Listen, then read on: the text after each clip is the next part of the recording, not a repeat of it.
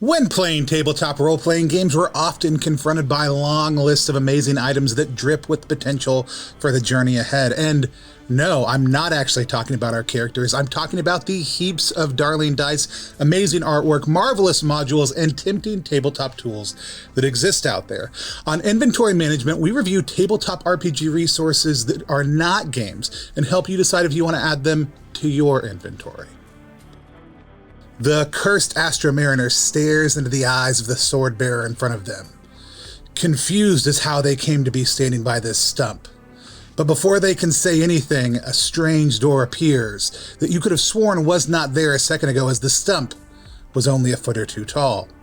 The ornate, worn door is well-oiled and opens swiftly as a tall, lanky creature in a dapper suit clears its throat and begins to speak. "Oh, you've arrived. We've been waiting for you. Do come in. The convergence will be happening in the morning, and we desperately need your help before then." Then they quickly turn and float down the stairs behind them, heading impossibly downward into the stump. The mariner looks at the sword bearer and says, "That's a nice suit.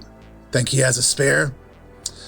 As he steps towards the door, the sword bearer responds, "No, but I think you and I are going to get along just fine." Welcome, players, to Fairyland. Fairyland is a system-agnostic micro-RPG setting by Kyle Reimergartin with layout and production by Max Moon. It's 38 pages of beautifully laid out whimsy, magic, and death. Just like you'd expect from a book based on the rich history of fairy culture and legend, the pages are dappled with an equal mix of deserving wood prints, delectable tables, and distinctive narrative concepts designed to incorporate fairies of dazzlingly different dynamics into your dungeon-delving distractions.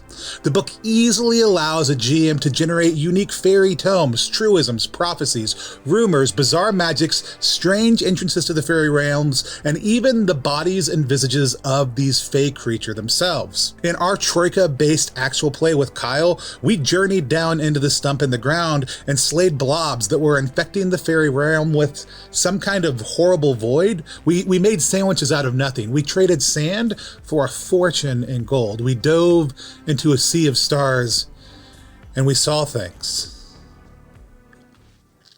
So many things. Before getting the key to and opening one of their most ancient vaults, I was blown away by the seamless process Kyle used to generate every part of the adventure that we chose to poke our heads into.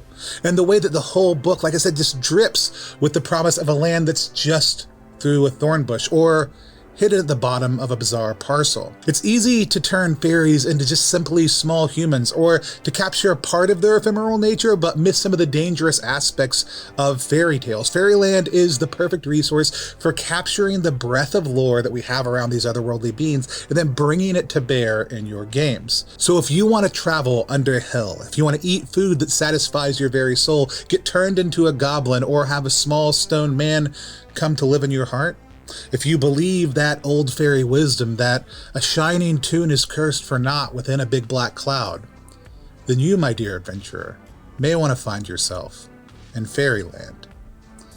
Thanks for watching. I'm Tony Vasinda, Chief Alchemist over at Plus One Exp, where we multi-class in tabletop game design, beard and skincare alchemy, and the Bardic College of Content Creation. If you have a question or thoughts about Fairyland, or if you have a setting you'd love for us to explore, let us know in the comments down below or at Plus One Exp on any social media platform.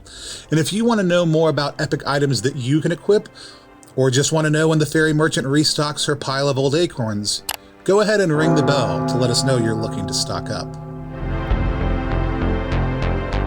I want to try something real quick. I've seen a lot of things in my time. My dead eyes have beheld things that no man was meant to see. I drifted the tardy and reached beyond Zara, and I bore witness to the Freudian horrors of the Titans of Chaos, stared in the cold wonder of the legion of ruined Gomorrahs and the rebellious Nephilim, and suffered at the peril of my immortal soul, the siren's allure of alien Atlantean heraldry. I returned alive, but not unchanged.